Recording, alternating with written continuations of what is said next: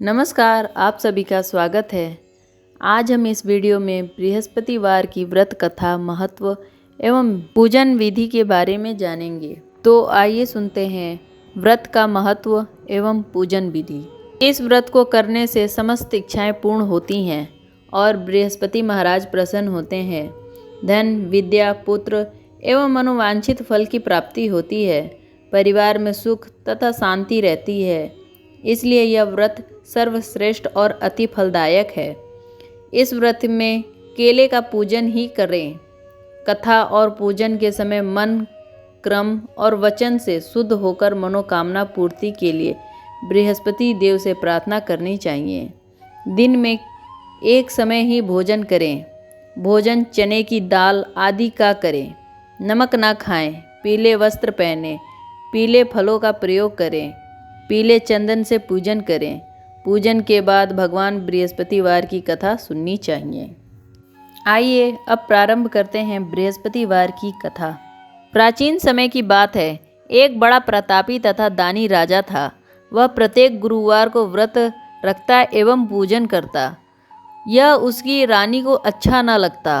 ना वह व्रत करती और ना ही किसी को एक पैसा दान में देती। राजा को भी ऐसा करने से मना करती थी। एक समय की बात है कि राजा शिकार खेलने वन को चले गए। घर पर रानी और दासी थीं। उस समय गुरु बृहस्पति साधु का रूप धारण कर राजा के दरवाजे पर भिक्षा मांगने आए। साधु ने रानी से भिक्षा मांगी तो वह कहने लगी, हे साधु महाराज, मैं इस दान और पुण्य से तंग आ गई हूँ।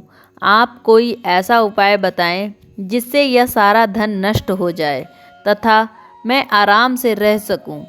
साधु रूपी बृहस्पति देव ने कहा, हे देवी, तुम बड़ी विचित्र हो।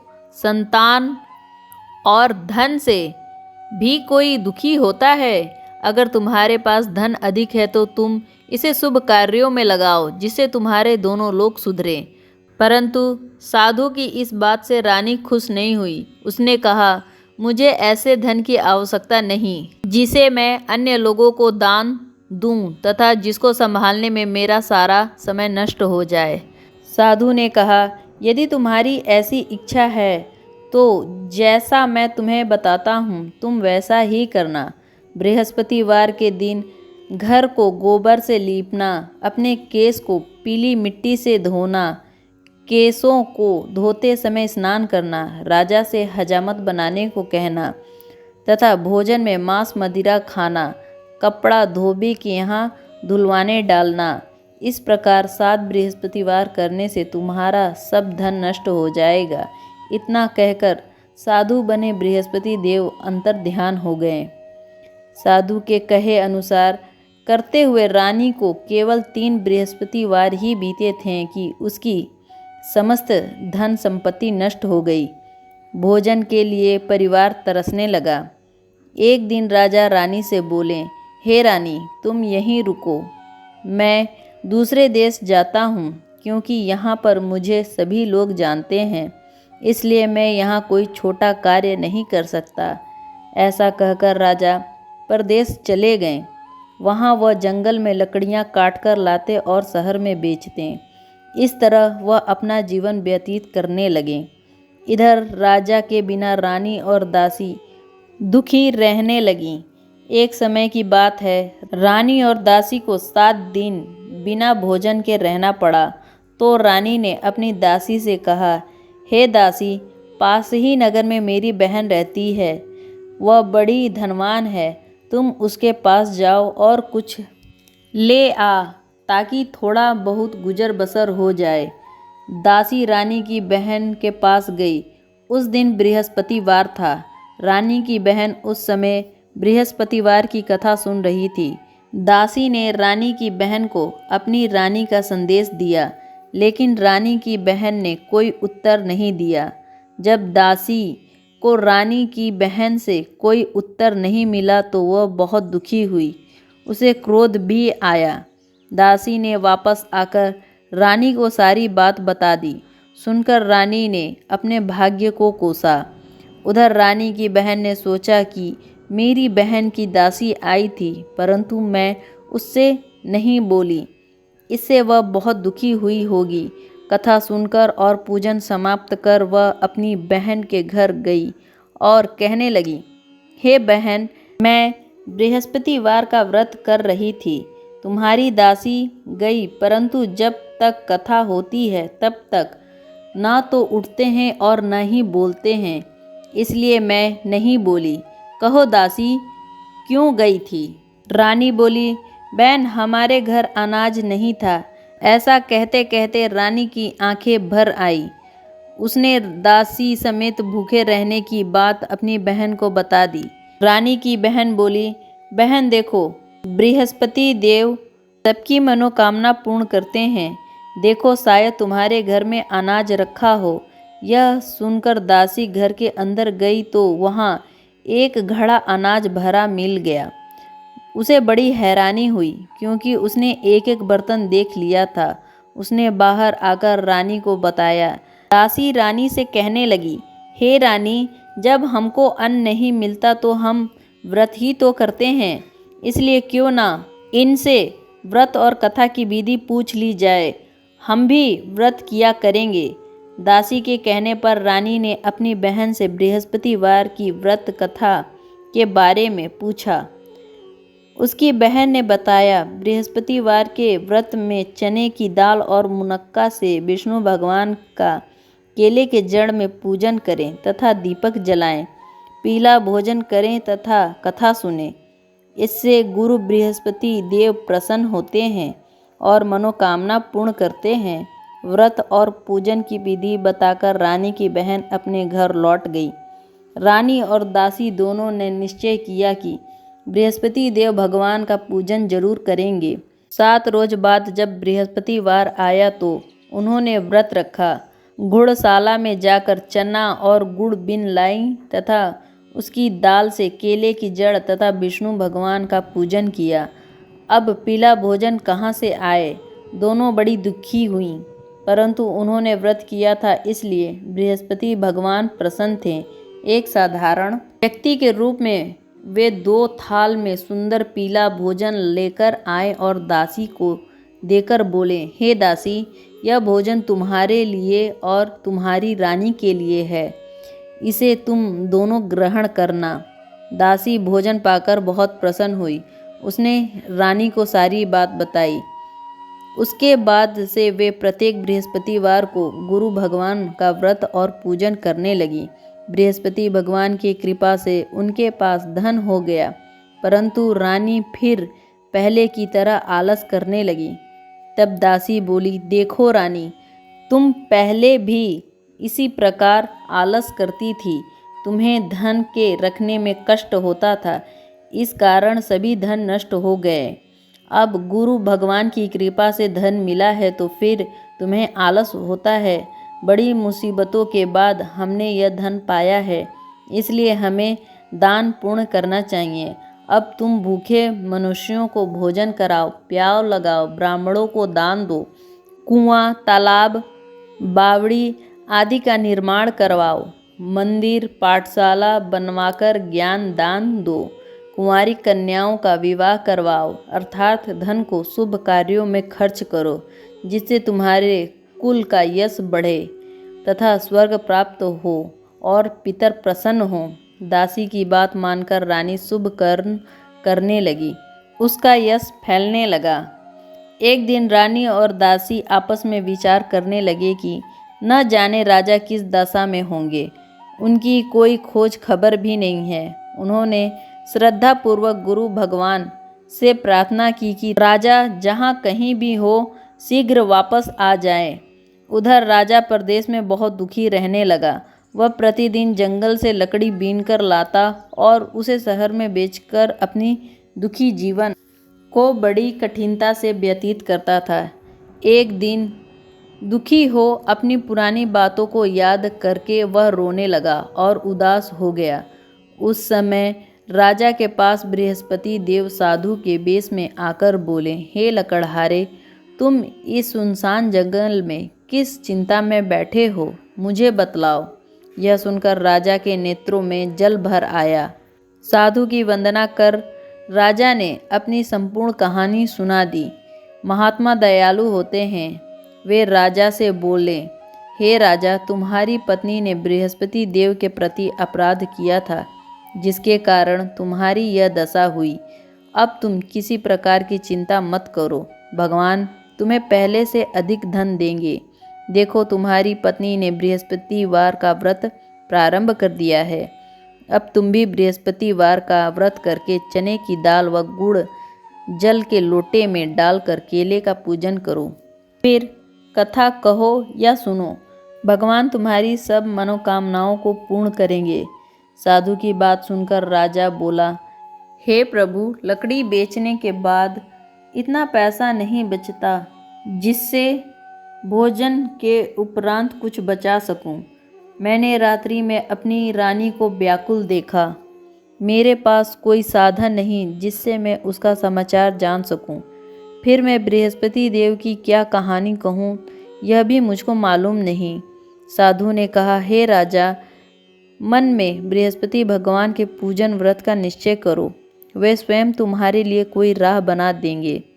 बृहस्पतिवार के दिन तुम रोजाना की तरह लकड़ियां लेकर शहर में जाना।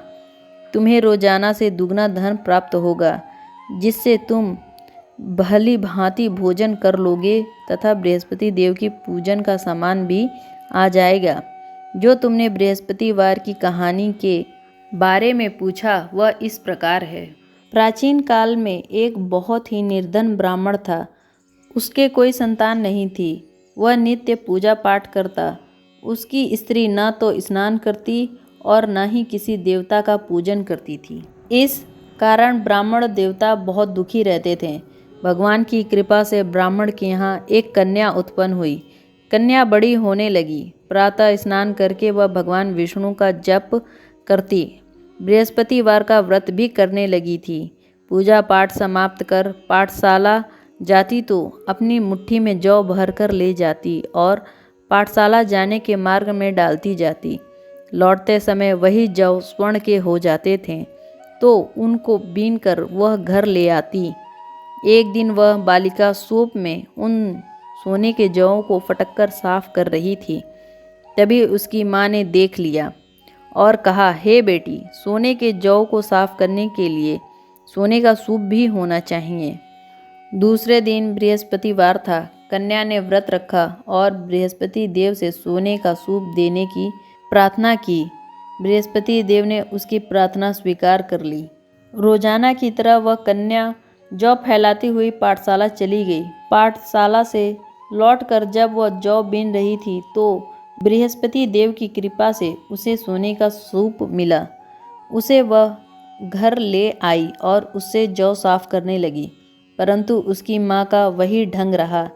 एक दिन की बात है, कन्या सोने के सूप से जब जौ साफ कर रही थी, उस समय उस नगर का राजकुमार वहाँ से निकला।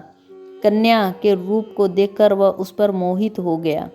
महल आकर वह भोजन तथा जल त्याग करके उदास होकर लेट गया। राजा को जब राजकुमार द्वारा अन्न जल त्यागने का समाचार ज्ञात हुआ तो अपने मंत्रियों के साथ वह अपने पुत्र के पास गया और कारण पूछा। राजकुमार ने राजा को उस लड़की के घर का पता भी बता दिया। मंत्री उस लड़की के घर गया। मंत्री ने ब्राह्मण के समक्ष राजा की ओर से निवेदन किया। कुछ दिन बाद ब्राह्मण की कन्या का विवाह राजकुमार के साथ संपन्न हो गया। कन्या के घर से जाते ही ब्राह्मण के घर में पहले की भांति गरीबी का निवास हो गया।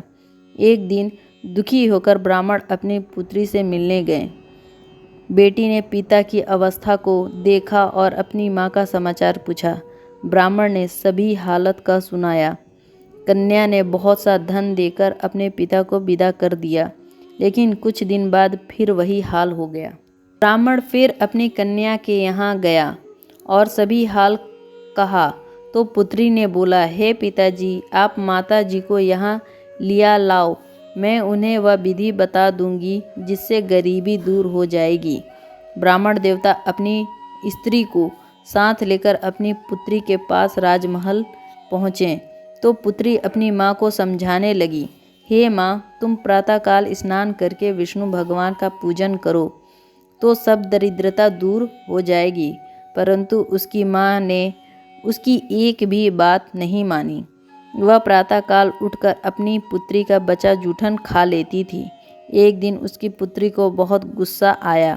उसने अपनी माँ को एक कोठरी में बंद कर दिया। प्रातः उसे स्नान करा के पूजा पाठ करवाया तो उसकी माँ की बुद्धि ठीक हो गई। इसके बाद वह नियम से पूजा पाठ करने लगी और प्रत्येक बृहस्पतिवार को व्रत रखने लगी। इस व्रत के प्रभाव से मृत्यु के बाद वह स्वर्ग को गई। वह ब्राह्मण भी सुखपूर्वक इस लोक का सुख भोग कर स्वर्ग को प्राप्त हुआ। इस तरह कहानी कहकर साधु देवता वहाँ से लुप्त हो गए। धीरे धीरे समय व्यतीत होने पर फिर बृहस्पतिवार का दिन आया। राजा जंगल से लकड़ी काटकर शहर बेचने गया। उसे उस दिन और दिनों से अधिक धन मिला। राजा ने चना गुड़ आदि लाकर बृहस्पतिवार का व्रत किया। उस दिन से उसके सभी कलेश दूर हो गए। परंतु जब अगले गुरुवार का दिन आया तो वह बृहस्पतिवार का व्रत करना भूल गया। इस कारण बृहस्पति भगवान नाराज हो गए। उस दिन उस नगर के राजा ने एक विशाल यज्ञ का आयोजन किया था तथा अपने समस्त राज्य में घोषणा करवा दी कि सभी मेरे यहाँ भोजन करने आएंगे। किसी के घर में चूल्हा नहीं जलेगा। इस आज्ञा को जो न मानेगा उसको फांसी दे दी जाएगी। राजा की आज्ञा के अनुसार राज्य के सभी वासी राजा के घर भोजन में सम्मिलित हुए, लेकिन लकड़हारा कुछ देर से पहुंचा, इसलिए राजा उसको अपने साथ महल में ले गए। जब राजा लकड़हारे को भोजन करा रहे थे तो रानी की दृष्टि उस खूंटी पर पड़ी जिस पर उसका हार लटका हुआ था। उसे हार खूंटी पर लटका नहीं दिखाई दिया।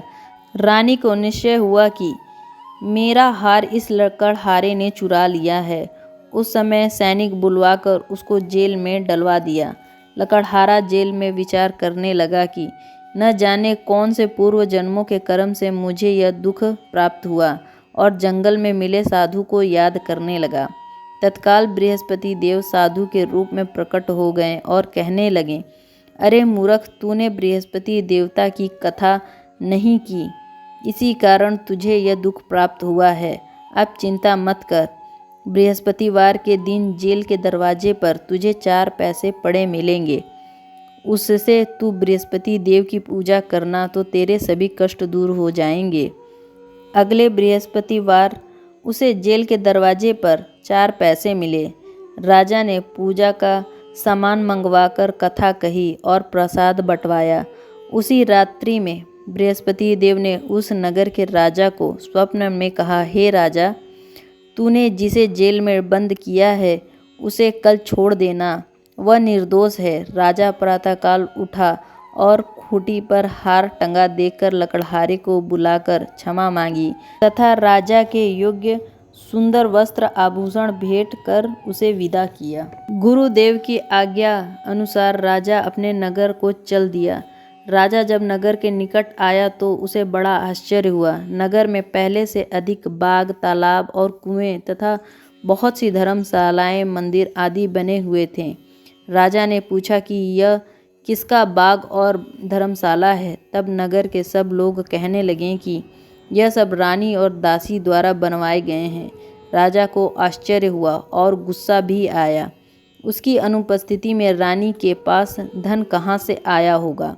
जब रानी ने यह खबर सुनी कि राजा आ रहे हैं तो उसने दासी से कहा, हे दासी, देख, राजा हमको कितनी बुरी हालत में छोड़ गए थे। वह हमारी ऐसी हालत देखकर लौट ना जाएं, इसलिए तुम दरवाजे पर खड़ी हो जाओ। रानी की आज्ञा अनुसार दासी दरवाजे पर खड़ी हो गई और जब राजा आए तो उन्हें अपने साथ महल में लिवा लाई। तब राजा ने क्रोध करके अपनी तलवार निकाली और रानी से पूछने लगे, बताओ यह धन तुम्हें कैसे प्राप्त हुआ। तब रानी ने सारी कथा कह सुनाई। राजा ने निश्चय किया कि मैं रोजाना दिन में 3 बार कथा कहा करूँगा और रोज व्रत किया करूँगा। अब हर समय राजा के दुपट्टे में चने की दाल बंधी रहती थी तथा दिन में 3 बार कथा कहता था। एक रोज़ राजा ने विचार किया कि चलो अपनी बहन के यहाँ हो आऊँ। इस तरह का विचार कर राजा घोड़े पर सवार होकर अपनी बहन के घर चल पड़े। मार्ग में उसने देखा कि कुछ आदमी एक मुर्दे को लिए जा रहे हैं। उन्हें रोककर राजा कहने लगे, अरे भाई, मेरी बृहस्पतिवार की कथा सुन लो। वे बोले, लो, हमारा तो आदमी मर गया है, इसको अपनी कथा की पड़ी है। परंतु कुछ आदमी बोले, अच्छा कहो, हम तुम्हारी कथा भी सुनेंगे। राजा ने दाल निकाली और कथा कहनी शुरू कर दी। जब कथा आधी हुई तो मुर्दा हिलने लगा और जब कथा समाप्त हुई तो राम राम कहकर वह मुर्दा खड़ा हो गया। राजा आगे बढ़ा। चलते चलते उसे शाम हो गई। आगे मार्ग में उसे एक किसान खेत में हल चलाता हुआ मिला। राजा ने उसे कथा सुनने का आग्रह किया, लेकिन वह मना कर दिया। राजा आगे चल पड़ा। राजा के हटते ही बैल पछाड़ खाकर गिर गए तथा किसान के पेट में जोरों से दर्द होने लगा। उसी समय किसान की रानी रोटी लेकर आई। उसने जब देखा तो अपने पुत्रों से सब हाल पूछा। बेटे ने सभी हाल बता दिया। बुढ़िया दौड़ी दौड़ी उस घोड़सवार के पास गई और उससे बोली, मैं तुम्हारी कथा सुनूंगी, परंतु तुम अपनी कथा मेरे खेत पर चलकर ही कहना। राजा ने लौटकर बुढ़िया के खेत पर जाकर कथा कही, जिसके सुनते ही बैल खड़े हो गए और किसान के पेट का दर्द भी बंद हो गया। राजा अपनी बहन के घर पहुंच गया। बहन ने भाई की खूब मेहमान नवाजी की। दूसरे रोज राजा प्रातःकाल को जगे तो उन्होंने देखा कि सभी लोग भोजन कर रहे हैं। राजा ने अपनी बहन से पूछा कि क्या कोई ऐसा व्यक्ति है जिसने भोजन अभी नहीं किया हो, जो मेरी बृहस्पतिवार की कथा सुन ले। बहन बोली, हे भैया, यह देश ऐसा ही है। यहाँ पहले भोजन करते हैं, फिर बाद में कोई अन्य कार्य करते हैं। फिर वह एक कुम्हार के घर गई जिसका लड़का बीमार था। उसे मालूम हुआ कि उसके यहाँ 3 दिन से किसी ने भोजन नहीं किया। रानी ने अपने भाई की कथा सुनने के लिए कुम्हार से कहा। वह तैयार हो गया। राजा ने जाकर बृहस्पतिवार की कथा कही, जिसको सुनकर उसका लड़का ठीक हो गया। अब तो राजा की प्रशंसा होने लगी। एक दिन राजा ने अपनी बहन से कहा, हे बहन, अब मैं अपने घर जाऊंगा, तुम भी तैयार हो जाओ। राजा की बहन ने अपनी सास से कहा कि वह भी अपने भाई के साथ जाना चाहती है। सास बोली, चली जा, परंतु अपने लड़कों को मत ले जाना, क्योंकि तेरे भाई की कोई संतान नहीं है। बहन ने अपने भाई से कहा, हे भैया, मैं तो तुम्हारे साथ चलूंगी, परंतु मेरा कोई बालक तुम्हारे साथ नहीं जाएगा। बहन की बातें सुनकर राजा अपनी बहन को भी छोड़कर दुखी मन से अपने नगर को लौट गया। राजा ने अपनी रानी से सारी कथा बताई और बिना भोजन किए सैया पर लेट गया। रानी बोली, हे प्रभु, बृहस्पति देव ने हमें सब कुछ दिया है, वे हमें संतान अवश्य देंगे। उसी रात बृहस्पति देव ने राजा को स्वप्न में कहा, हे राजा, उठ, सभी सोच त्याग दे, तेरी रानी गर्भवती है। राजा को यह जानकर बड़ी खुशी हुई। 9वें महीने में रानी के गर्भ से एक सुंदर पुत्र पैदा हुआ। तब राजा बोला, हे रानी, स्त्री बिना भोजन के रह सकती है, परंतु बिना कहे नहीं रह सकती है। जब मेरी बहन आए तब तुम उसे कुछ मत कहना। रानी ने हाँ कर दी। जब राजा की बहन यह शुभ समाचार सुनी तो वह बहुत खुश हुई तथा बधाई लेकर अपने भाई के यहाँ आई। रानी ने तब उसे आने का उलाहना दिया। जब भाई अपने साथ ले आ रहा था तब टाल गई और उनके साथ नहीं आई और आज अपने आप ही भागी भागी बिना बुलाए आ गई। तो राजा की बहन बोली, भाई, मैं इस प्रकार नहीं कहती तो तुम्हारे घर औलाद कैसे होती। बृहस्पति देव सभी मनोकामना पूर्ण करते हैं। जो सद्भावना पूर्वक बृहस्पतिवार का व्रत करता है एवं कथा पढ़ता अथवा सुनता है और दूसरों को सुनाता है, बृहस्पति देव उसकी सभी मनोकामना पूर्ण करते हैं, उनकी सदैव रक्षा करते हैं।